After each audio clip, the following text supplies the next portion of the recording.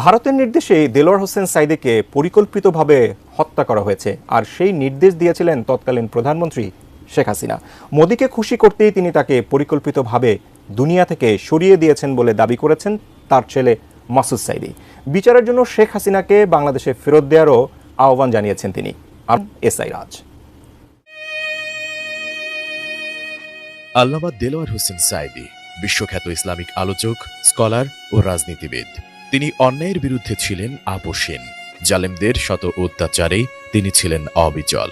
জীবনের শেষ 13টি বছর বহু কষ্টে কারাগারে কাটিয়েছেন, তবুও স্বৈরাচার জালিমদের কোনো ফাঁদে পা দেননি। তবে তার এই মৃত্যুকে স্বাভাবিকভাবে দেখছে না তার পরিবার। ভারতের বিরুদ্ধে বিরোচিত ভূমিকা রাখার কারণে আল্লামা দেলোয়ার হোসেন সাঈদীকে ভারতের নির্দেশেই পরিকল্পিতভাবে হত্যা করা হয়েছে বলে দাবি করেছেন তার ছেলে মাসুদ সাঈদী।